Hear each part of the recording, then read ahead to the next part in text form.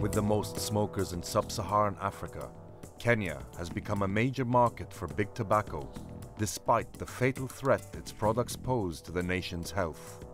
But with the industry's profits now under pressure from regulators, journalist Purity Mwambia went to investigate shocking allegations of bribery and corruption.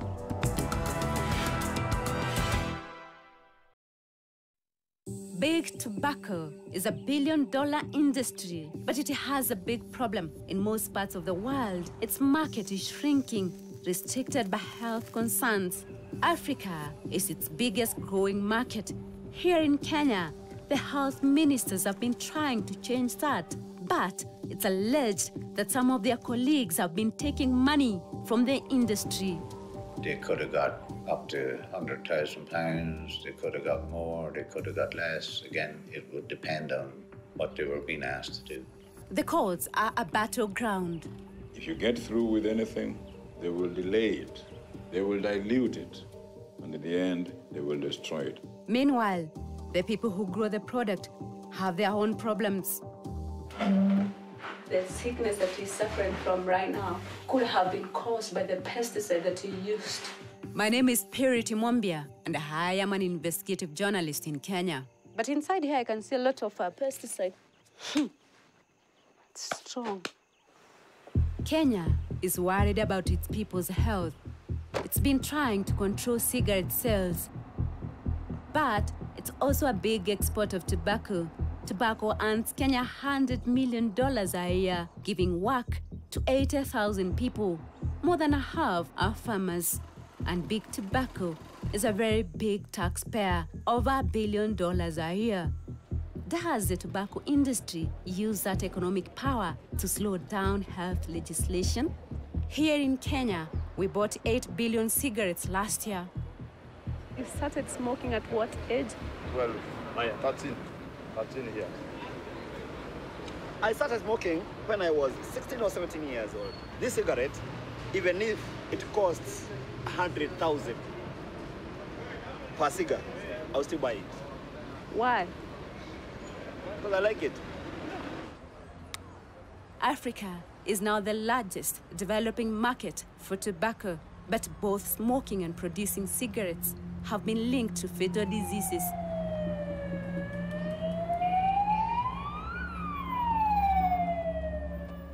Kenyan politicians have been fighting to pass new regulations which would strengthen tobacco controls. They want graphic images on packages to warn smokers. They would ban advertising and promotion of tobacco and impose an extra 2% health tax on every packet. But the tobacco industry has deep pockets and has been fighting these controls. In July last year, MPs on the Health Committee were invited on all-expenses trip to visit the British operations of the biggest cigarette manufacturer in Kenya, British American Tobacco, BAT. Stephen Mule sits on the Health Committee, and he was angered by BAT's behavior. My take is very simple. Why do you want to spend money to take us to UK when you can invite us to the factory, which is 30 minutes away? You want to use the trip to entice us, to agree with you? No. No. We know the cigarette being smoked in Kenya, it is manufactured in Kenya. And they never dared even to invite us to their factory locally. So it doesn't make sense at all, at all. The UK trip was later called off. In March this year, more lobbying allegations surfaced in the Kenyan parliament. Members of two key committees were invited to another all-expense trip by other tobacco companies, this time to a seaside resort. The press exposed them. They were to be taken to Mombasa, the two committees of health and the delegated legislation. And then the civil society organizations also kept on tweeting and sending SMS and emails to members of parliament. So they knew that this was not going to work. Both committees turned the trip down. Allegations about trying to influence politicians in this way are nothing new. They wanted their influence to bear on the committees of parliament to block the regulations by offering various goodies, which included pleasure trips to Mombasa, for example. In 2004, when the tobacco bill was being debated, 40 MPs were entertained at a resort by local tobacco growers, sponsored by BAT. We are beyond issues of taking people to holidays, try to sweet talkers, no way. So long as I sit in the Committee of Health, please, you can't manipulate us. That one I want to give it a very clear. What's behind all this is a global initiative by the World Health Organization. Well, the Framework Convention on Tobacco Control is the world's first public health treaty, and it was developed under the auspices of the World Health Organization.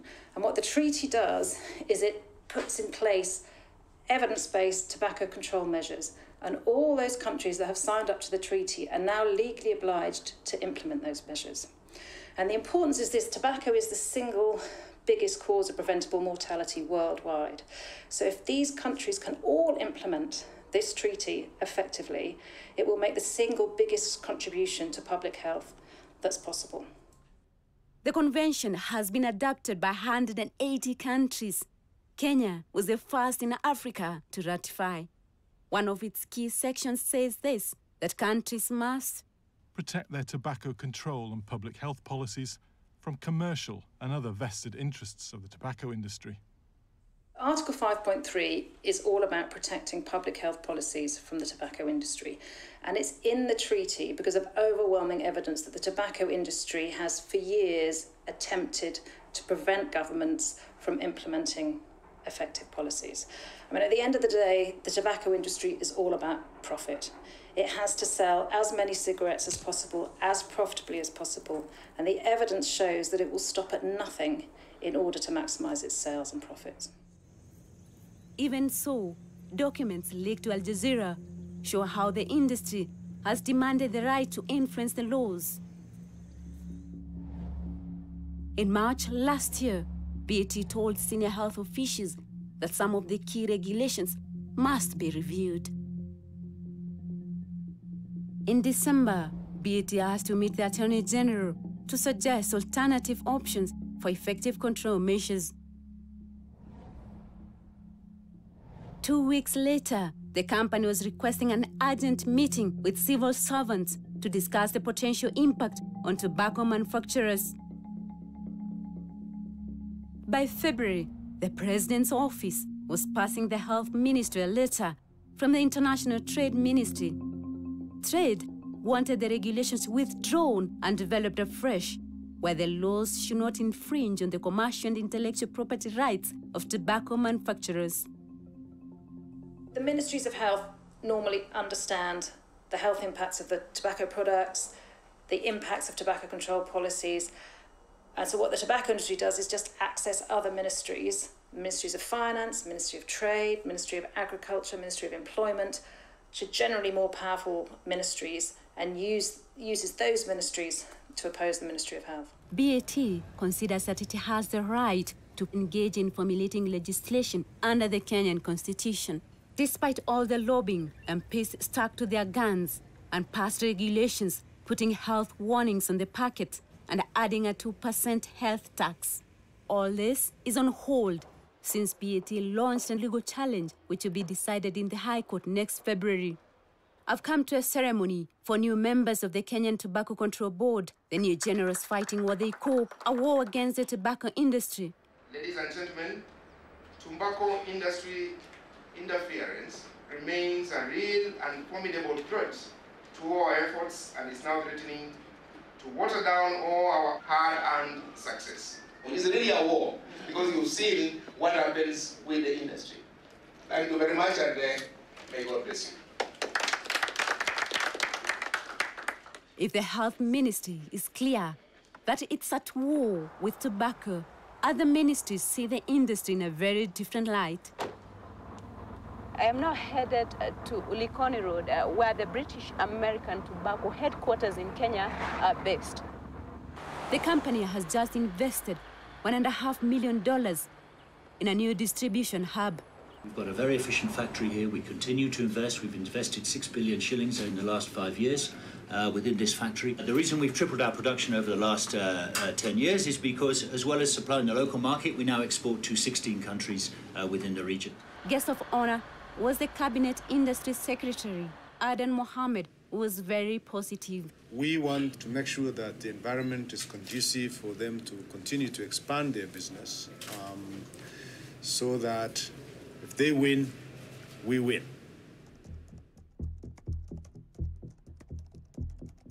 In February, BAT posted global profits of over $9 billion, to which Kenya contributed $27.5 million.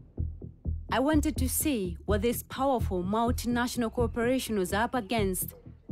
I went to the Ministry of Health to visit the headquarters of the Tobacco Control Board, and I was surprised to find a tiny, understaffed, and under-resourced office. We have had problems in implementing the Act itself. Once we see the light of the day with regulations, with the fighting tobacco control. BAT say they conduct their business with honesty, integrity, and transparency, and are committed to high standards of corporate behavior. But word reached us from London that a key ex-employee of the company had some shocking allegations. Security expert Paul Hopkins spent 14 years with BAT in Kenya and other African countries.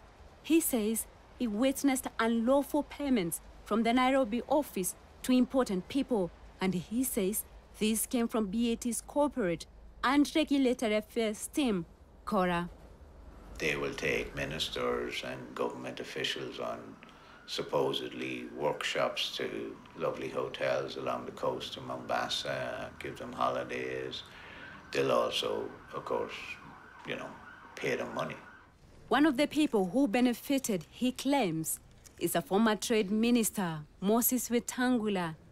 Paul Hopkins says was asked by the CORA team at BAT to arrange a business class flight for his wife to visit London during the 2012 Olympics.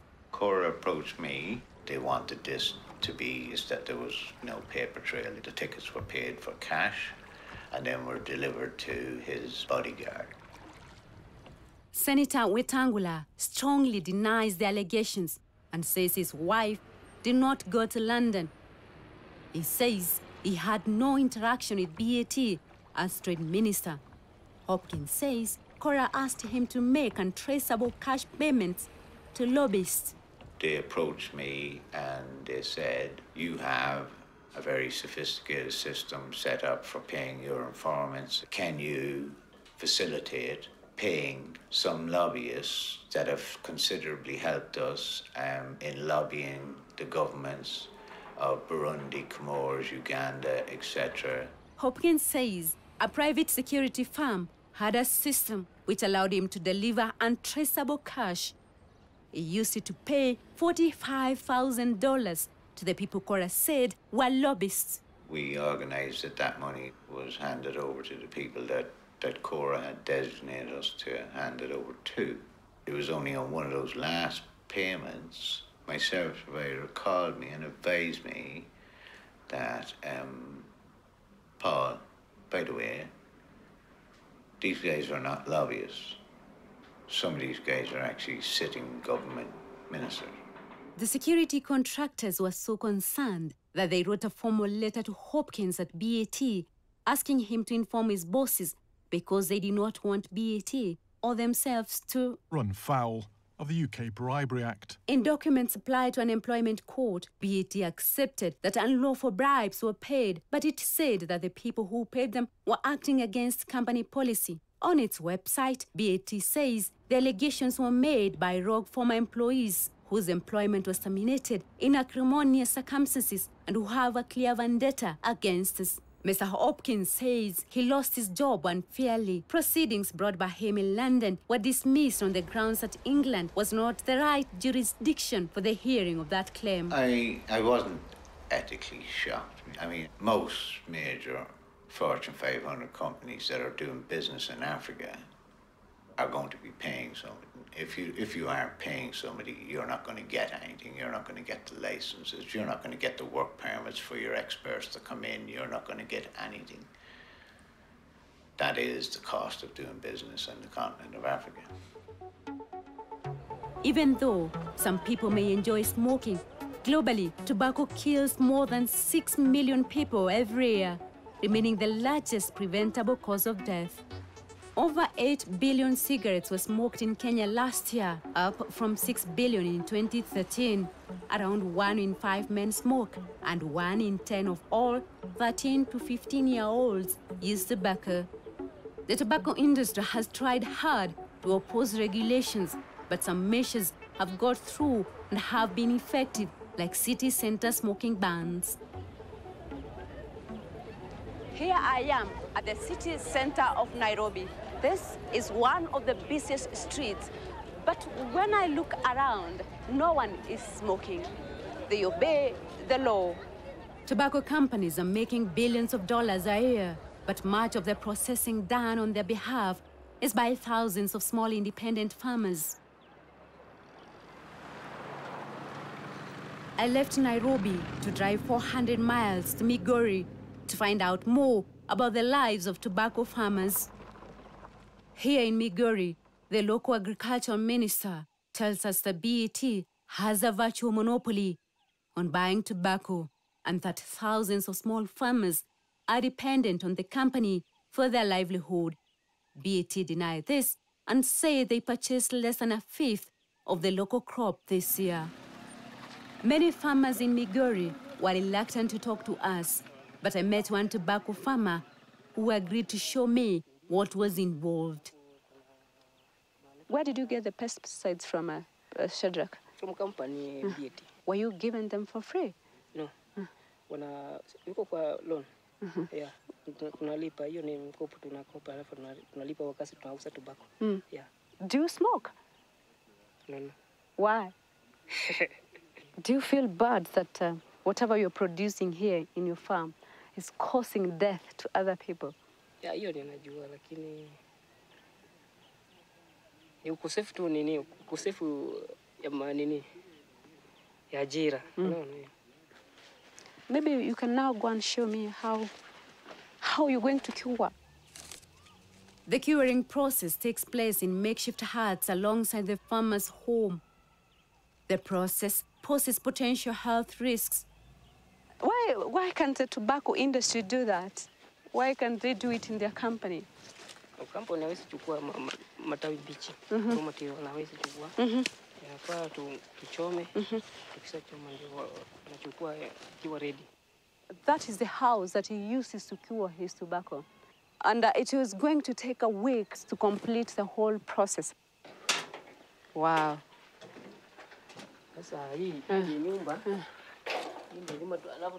And they're going to dig a hole down here, which will go 6 feet down. Yeah. The firewood will be put inside there, and then the leaves will be hung on top here, and he'll be ready to take his crop to the market. But inside here, I can see a lot of pesticides. Confido. Yeah. What is it used for? These are used during the planting when the seedling itself, when it's still in the nursery, that's when they use it. It's strong. I met the county agricultural executive and asked her about the health risks faced by tobacco farmers. One of the health risks for the tobacco farmers in Migori comes at the point of curing of tobacco.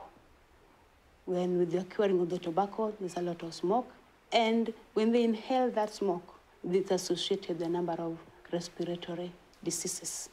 Issues of the lung cancers, the throat cancers, all those are numerous health risks that our farmers are also exposed to. And ironically, as part of corporate social responsibility, American British Tobacco does not contribute to the construction of health facilities. I was about to explore what the impact of years of exposure to fumes and pesticides might be. I went to meet a farmer who believed his health had been affected by growing tobacco. The curing hut is right opposite this farmer's home, where he lives with his family.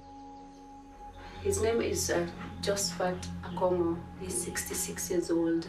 He's been ailing for the last 10 years. That's when the signs of his sickness started showing. And the doctor who was treating him did tell him that the sickness that he's suffering from right now could have been caused by the pesticide that he used. Josephat is suffering from severe liver damage and growths in his abdomen. I just asked Josephat if he was given any protective wear and if he was advised that he was supposed to use one. And he just said no.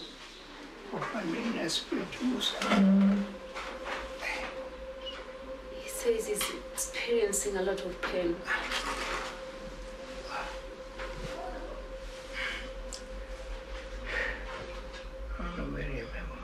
That is completely swollen. That is why he has to change the position that he was lying because of too much pain. He says during his days he used to be very active. He says his body looks pathetic and he regrets for having done tobacco farming. 2/3 of medical cases in one tobacco farming district involve illnesses related to producing tobacco. The social indicators among the tobacco growing farmers, they've never improved. There is high mortality. They've not been able to take their children to school well. And even in terms of nutrition, a number of them are food insecure, despite the so-called gains they're getting from the tobacco growing, given what the British American company pays to Migori farmers and the other related health consequences inclusive. As a county government, we're saying it is a rip-off. Our farmers are not benefiting at all. In February, the High Court will decide if BAT were properly consulted over the tobacco regulations. If they lose, they'll have to put graphic images on cigarette packets and they'll face an extra 2% health tax. If you get 1 shilling from the tobacco industry as tax, you have to spend more than 3 shillings to offset the health damages. We're already sitting on an epidemic of the cancers, the diseases from tobacco. The tobacco problem is the most silent and declared national disaster in Kenya. And therefore, the more we delay, the more we will see more Kenyans die. Paul Hopkins has been meeting with the Serious Fraud Office in London to discuss his allegations. BAT says it has dealt with these allegations of corruption. In a statement on its website, the company says, any company can fall victim to an employee acting inappropriately, but what is most important is how it responds. BAT, with over 57,000 employees, is no different. We are rightly proud that any alleged breach of our very high expectations of transparency and honesty is swiftly investigated. Any proven transgression results in disciplinary action and may lead to dismissal. We do not tolerate corruption in our business, no matter where it takes place. On farming, BAT's website says they are committed to providing a safe working environment for all our employees and contractors. We will not tolerate working conditions that do not meet our own occupational health or safety standards. Our aim is to ensure that farmers' standards of living are maintained or increased through the introduction of good agricultural practices. Shortly before this program went to air, BAT told us that it had had no relationship with Josephat Akongo for 13 years. 2 days after we filmed these images, Mr. Akongo died.